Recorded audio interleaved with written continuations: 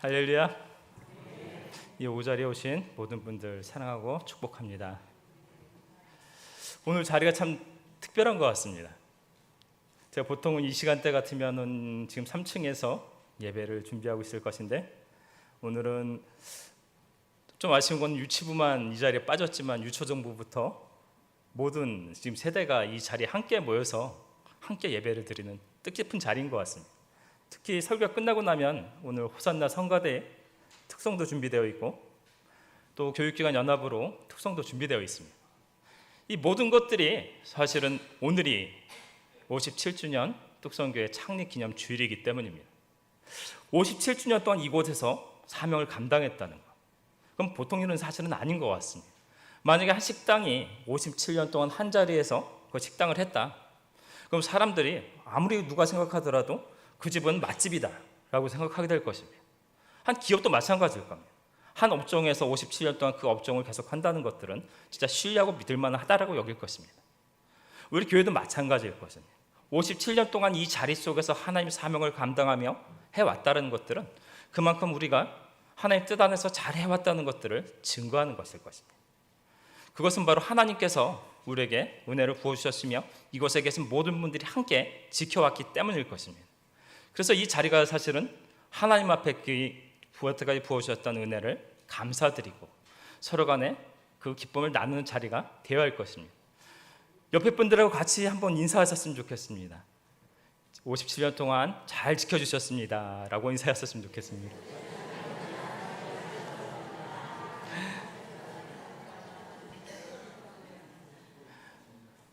근데 하지만 저는 오늘 약간 은혜와 어떤 기쁨이라기보다는 어떤 미래를 준비하는 그런 말씀을 좀 나누고 싶다는 얘기를 좀 생각을 하게 됐습니다.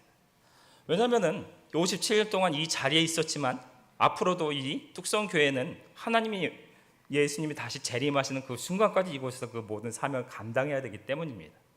또한 여러분도 잘 아시다시피 우리 교회는 지금 변동의 시기에 와 있습니다. 리더십이 교체될 준비를 하는 시기에 와 있고, 이 세상에서 이 교회라는 것들이 점차 그 역할을 하는 것들이 힘든 시대를 살고 있음을 보게 됩니다. 저도 교육기관 하나를 맡고 있지만 제가 굉장히 심각하게 생각될 때가 있는 것들이 있습니다. 여러분도 혹시 여러분 자녀나 손자, 손녀나 초등학교, 중학교, 고등학교 졸업식 최근에 가보신 적 있으신가요? 저희 예전을 생각하면 제가 학교를 다니던 시절 생각하면은 초등학교, 중학교 한 학년에 보통 한 16반에서 17명, 앞반 한 반에 한 60여 명, 한 학년에 1000명 정도는 당연히 돼야 학교라고 생각이 됐는데, 요즘 가면 졸업생 전체 수가 한 50여 명인 경우들 많이 보게 됩니다. 이게 학교들이 많이 생겼다라고도 생각할 수 있는데, 저출산의 영향이 바로 이런 것이구나라고 느낄 수 있는 게 졸업식장에서 확 느껴진다라는 겁니다. 또한 요즘에 보면 산부인과들이 사라져가고 소아과들이 사라져가는 것은 다 그 이유가 있는 것입니다. 그런데 우리가 지금 이것을 걱정해야 되는 것들은 우리 미래를 채워줄 그 미래 세대들이 점점 줄어들고 있다, 없어지고 있다는 것입니다. 결국 많은 교회들에서 교회학교들이 사라져가고 있는 이유가 사실은 전반적으로 저출산과 함께 이런 부분들이 분명히 우리 안에 존재한다는 것입니다.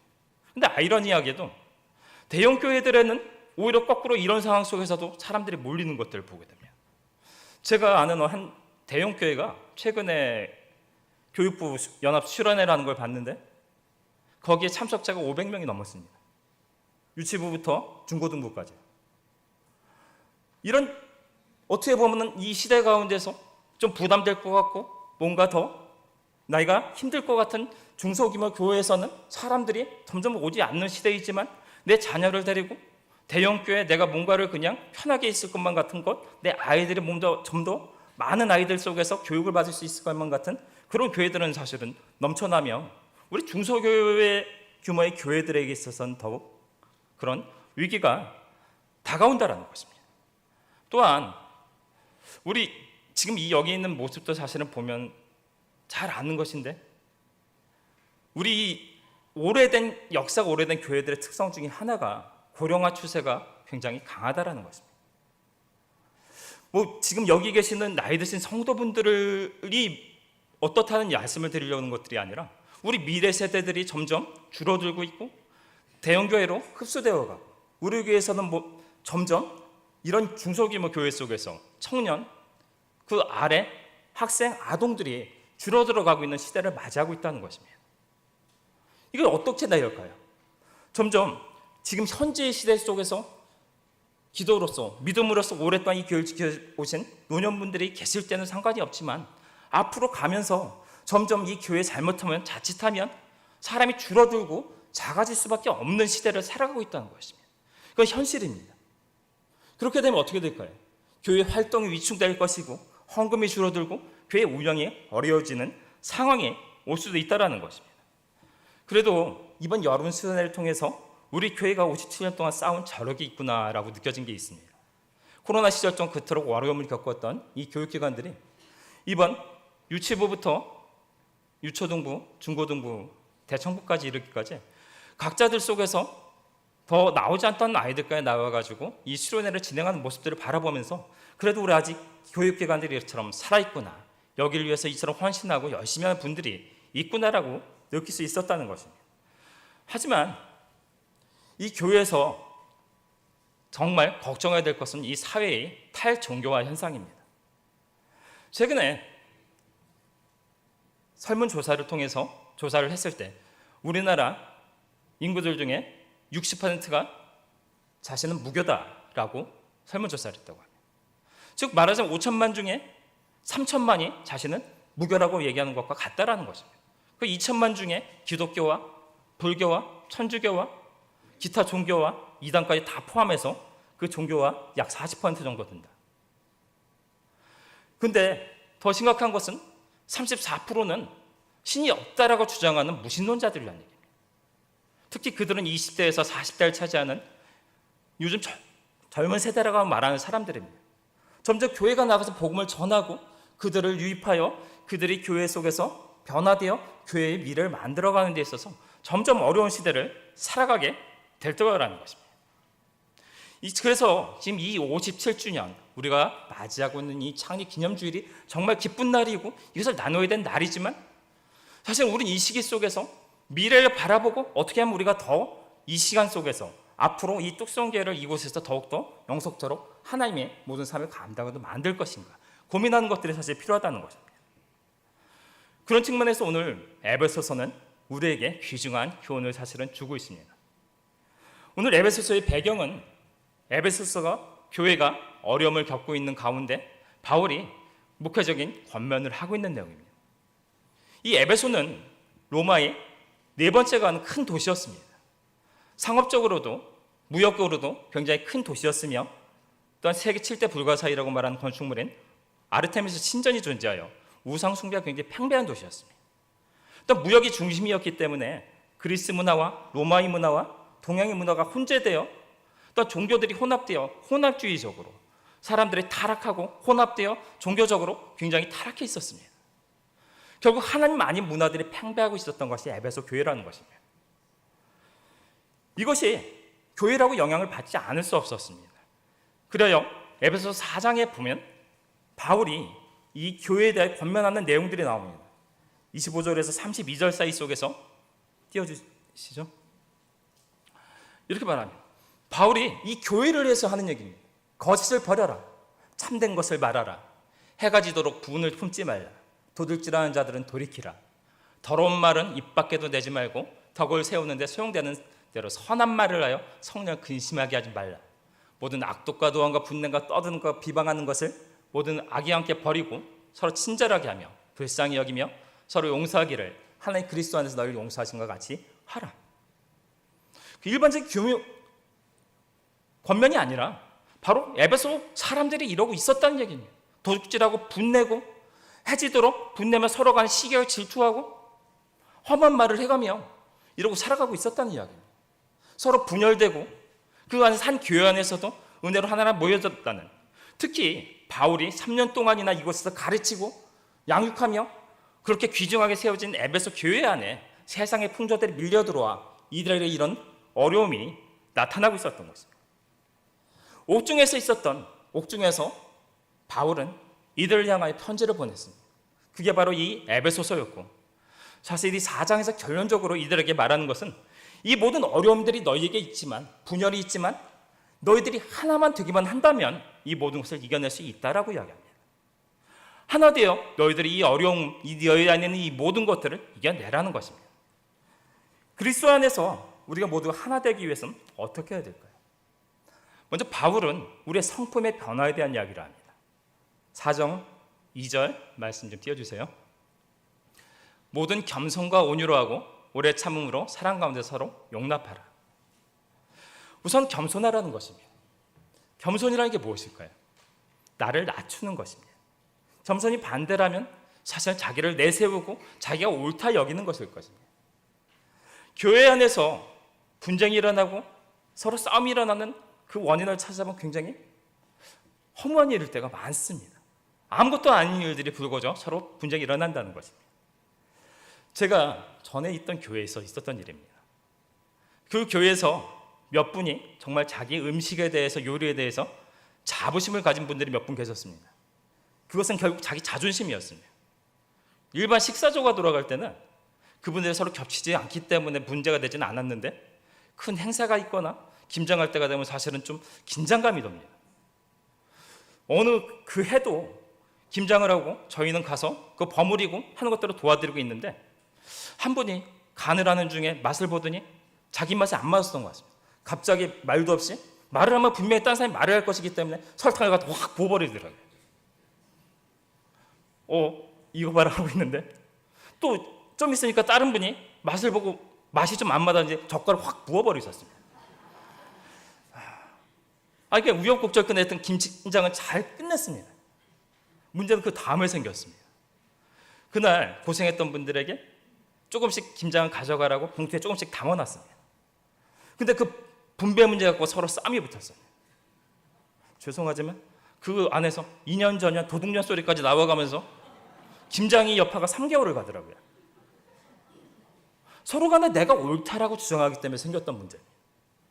서로 간에 상대방의 이야기를 들어주고 상대방의 것을 한번 생각해 보는 서로 간에 자신을 낮추고 겸손함이 있었다면 사실 문제가 되지 않았을 것인데, 내가 옳다라고 주장하고 이것만이 관철되어야 된다고 생각하다 보니 교회 안에서 분란이 만들어집니다. 내가 겸손하지 못하고 교만한 이상 절대로 교회는 하나 될 수 없다라는 것입니다. 또한 온유하라고 말씀합니다. 온유라는 게 어떤 것일까요?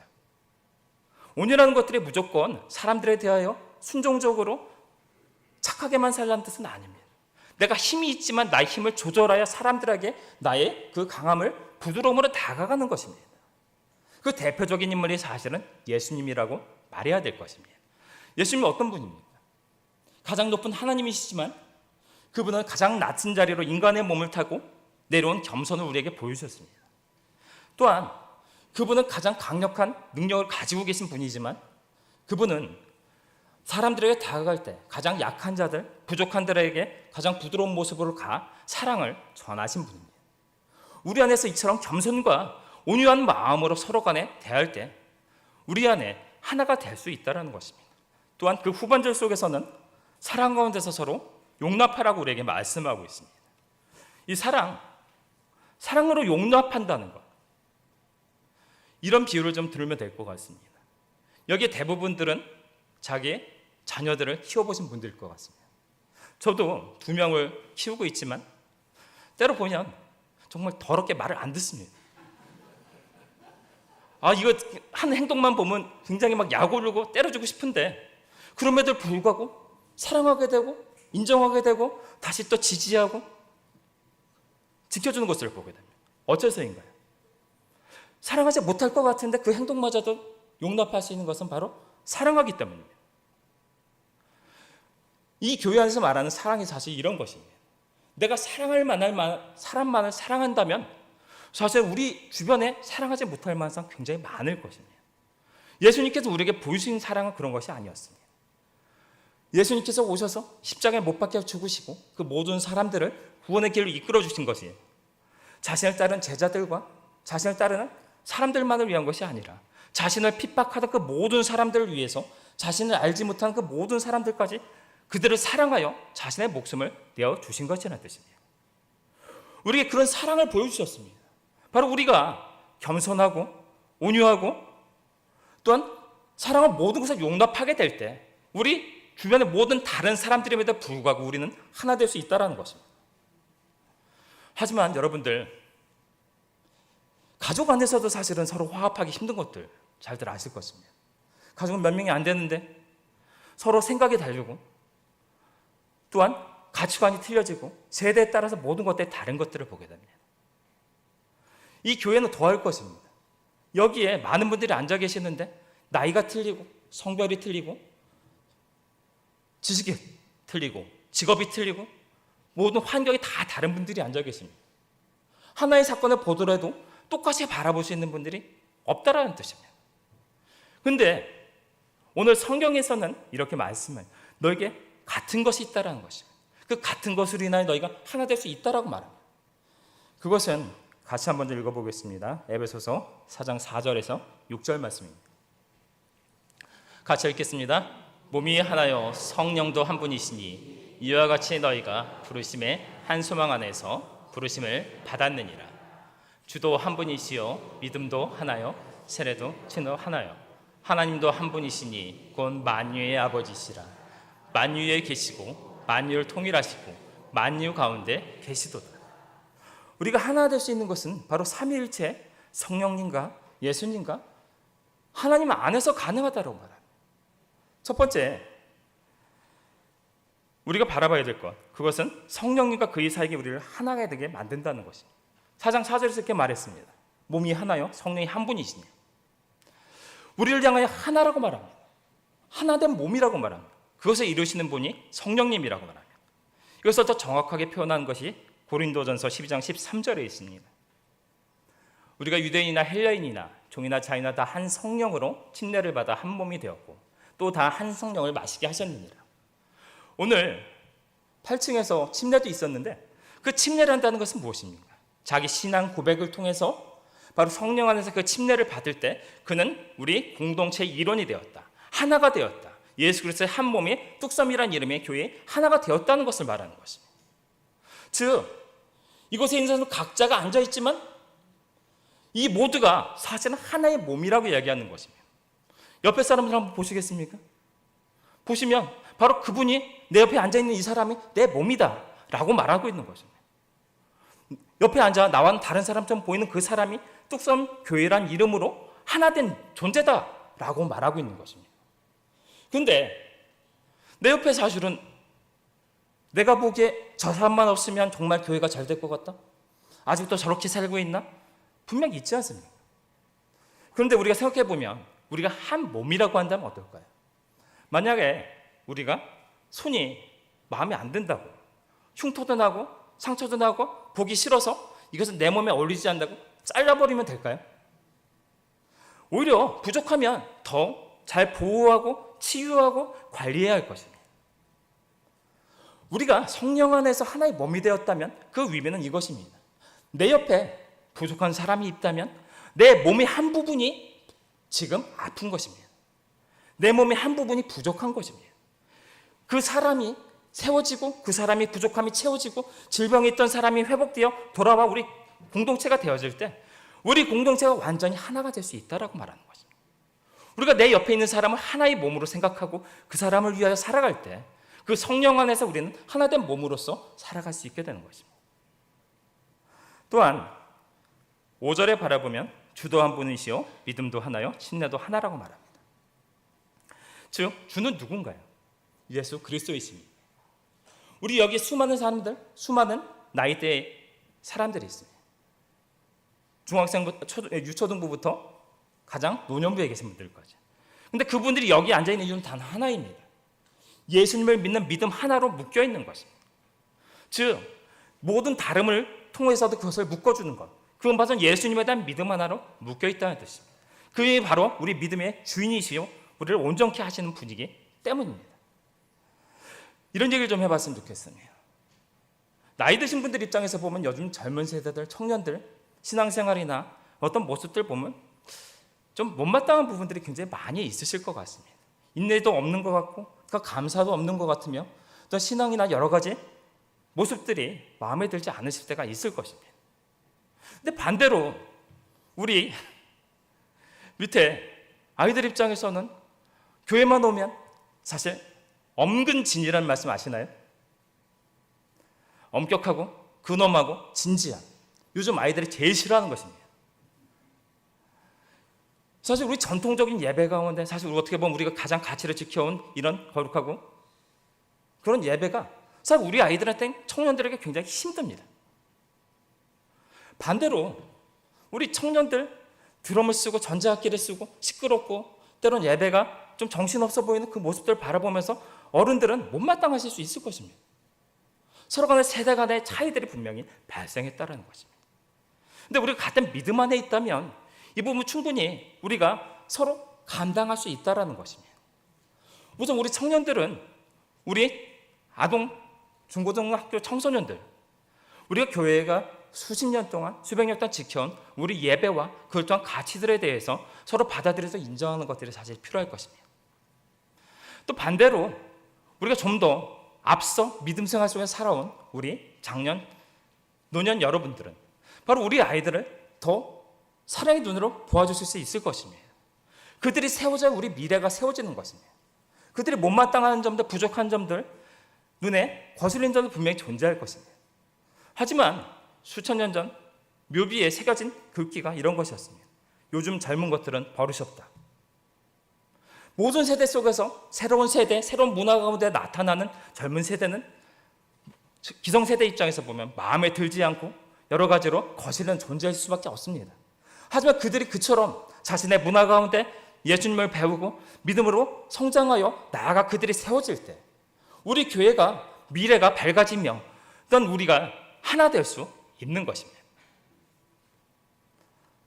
그리고 세 번째로 에베소서 4장 6절, 하나님도 한 분이시니 곧 만유의 아버지시라. 만유에 계시고 만유를 통일하시고 만유 가운데 계시도다. 하나님은 모든 것을 통일하는 분이라고 말씀합니다. 모든 곳에 계시며 모든 것의 주인이며 모든 것을 통합하시는 분입니다. 우리가 각자 다른 존재이지만 하나님 앞에 다 하나 된 존재입니다. 하나님을 벗어나 존재할 수 있는 것은 아무것도 존재하지 않습니다. 특히 우리 믿는 자들은 그 하나님 아버지를 아버지라 여기며 아버지라 부르는 자녀들입니다. 한 분 하나님 아버지 속에서 우리 모두는 자녀로서 하나 된 사람들이라는 뜻입니다. 우리는 가족입니다. 하나님 안에서 모두가 가족으로서 살아가게 된다는 것입니다. 이처럼 성령으로 우리가 한 몸이 되었고 예수님을 같은 믿음 속에서 살아가며 바로 한 분 아버지를 믿는 가족이 된 자들로서 우리는 그렇기 때문에 삼위일체 하나님 안에서 서로 하나 될 수 있다는 것입니다. 바로 이것이 우리가 하나 될 수 있는 근거라고 성경에서 우리에게 이야기하고 있습니다. 우리가 이처럼 성령 안에서 하나 된 것을 지키며 또한 예수님에 대한 온전한 믿음으로 서로 용납하고 또한 하나님 안에서 가족으로서 서로 간에 사랑할 수 있다면 우리는 그 모든 다름에도 불구하고 우리 주변에 서로 간에 거시는 모든 것들도 또한 용납하며 하나 될 수 있다고 말씀하고 있는 것입니다. 또한 그처럼 하나 되었지만 그것을 지키기 위해서 우리에게 이렇게 행하라고 말씀합니다. 에베소서 4장 3절 이렇게 말씀합니다. 평안에 매는 줄로 성령이 하나 되게 하신 것을 힘써 지키라. 우리가 하나 되었다면 줄로 꽁꽁 묶고 서로 단단하게 하나가 되라고 말씀합니다. 비유를 한번 들어볼까요? 여러분 특히 남자분들은 이해를 하실 것입니다. 화물차에 짐을 실을 때 짐을 이것저것 다 실어놓고 그냥 출발하면 어떻게 될까요? 그 짐들이 서로 부딪혀 깨어지고 아니면 떨어지고 난리가 날 것입니다. 그래서 어떻게 하나요? 짐을 싣고 나서는 바나 끈이나 그물로 그거를 단단히 잡아 묶습니다. 그렇게 되면 서로 다른 것이 그것에 있을지라도 단단하게 묶여있기 때문에 견고하게 묶여져 서로 요동하지 않고 안전하게 짐을 운반할 수 있음을 보게 됩니다. 우리에게도 마찬가지입니다. 평안의 줄로 너희가 띠를 매라고 말합니다. 평안의 줄이 무엇일까요? 세상의 관계들이라는 것들은 서로 경쟁입니다. 내가 상대방을 밟고 일어서야 내가 그것을 차지하는 것입니다. 또한 서로 가면을 쓰고 서로 자신의 드러내어 서로 간의 긴장과 그런 관계 속에 살아가는 것들을 보게 됩니다. 그런데 교회 관계는 틀립니다. 만일 우리가 서로 하나 되어 서로 성령 안에서 주신 그 하나됨과 그리고 사랑과 그 모든 것들로 우리가 하나 되어 있다면 그 안에서 우리가 누릴 수 있는 것은 평안입니다. 긴장이 아니라 서로 평안 가운데 서로 살아갈 수 있게 되는 것입니다. 세상에 주는 것과는 다른 서로 상대방을 상대하면서 서로 자신을 가장할 필요 없이 서로를 드러내며 서로의 부족함을 채워주는 관계로서 평안을 누리게 되는 것입니다. 이 평안은 세상에 주는 것과는 다른 세상에 줄 수 없는 것입니다. 이 평안을 우리가 경험하게 되면 그것은 절대로 놓칠 수 없는 것입니다. 그렇기 때문에 우리는 그 평안을 누릴 때, 경험할 때 우리가 가진 서로 간의 하나됨을 지킬 수밖에 없게 됩니다. 더 단단하게 지킬수록 우리는 더 큰 평안을 얻게 될 것이며 그 평안을 통해서 얻게 된 그것이 더 크기 때문에 더욱더 우리는 하나 되어 더욱 견고한 요동치지 않는 그런 공동체로 하나가 될 수 있다라고 말씀하고 있는 것입니다. 그러나 그 모든 사귐과 하나됨이 우리 자신들만의 것이 되어서는 안 됩니다. 요한일서 1장 3절에서 4절 함께 읽겠습니다. 우리가 보고 들은 바를 너희에게도 전함은 너희로 우리와 사귐이 있게 하려 함이니 우리의 사귐은 아버지와 그의 아들 예수 그리스도와 더불어 누림이라. 우리가 이것을 쓰면 우리의 기쁨이 충만하게 하려 함이라. 우리가 평안을 누리고 하나가 되어 그것의 기쁨을 누리는 그 근원에는 바로 예수 그리스도 안에서라는 전제가 깔려 있다는 것입니다. 우리 그리스도인에서 하나 되는 것, 그 모든 것들은 하나 된 하나님 아버지와 바로 예수 그리스도 안에서 하나의 교제가 이루어질 때 그 안에 관계가 들어가면 들어갔을 때 우리는 더 하나가 되며 더 견고하게 되고 움직이지 않는 요동하지 않는 신앙 속에서 하나가 되어 우리 미래를 뚫고 나갈 수 있다라고 말씀하는 거죠. 우리 말씀을 오늘 정리해 보려고 합니다. 57년 동안 우리 뚝섬 침례교회 이 자리 속에서 많은 것들을 하고 잘 해왔을 것입니다. 그러나 이제부터 더 중요한 것은 앞으로 우리 이 시대 가운데 교회가 어려워지는 시대, 바로 모든 것들이 우리를 두렵게 만드는 이 시대 가운데 어떻게 미래를 뚫고 나갈 것인가, 이것이 우리에게 문제가 될 것입니다. 외적으로만 바라보고 있다면 점점 우리는 두려울 수밖에 없을 것입니다. 베드로가 파도를 볼 때 물속에 빠져들어갔던 것처럼 우리가 눈앞에 있는 문제들을 문제라 생각하고 그것을 어렵게만 바라보고 있다면 점점 우리들은 그것에 빠져 어려움 속에서 우리들은 신음하게 될 것이라는 뜻입니다. 그러나 우리가 그 미래 속에서 우리가 지금 해왔던 것처럼 성도들이 하나 되고 세대가 세대를 아우르고 바로 세대가 세워지며 우리 아래 세대는 앞선 세대의 경험과 경륜을 따라 우리가 하나 되어 나아갈 때 바로 우리는 미래를 꿈꾸고 있게 될 것입니다. 한 믿음과 한 소망 안에서 살아가기 때문에 한대 무대를 바라보며 그 믿음을 바라보고 있는 한 우리들은 모든 것을 다름 속에서도 하나로 되어 그것을 나갈 수 있을 것입니다. 우리가 57년 동안 이곳에 있었던 것처럼 다시 또 하느님 예수님이 재림하는 그 순간까지 이곳에서 모든 사명을 감당하는 그런 교회가 되기 위해 더욱더 하나 되어 나아가며 미래를 꿈꾸는 성도 여러분 될 수 있기를 예수님 이름으로 축원합니다. 기도하시겠습니다.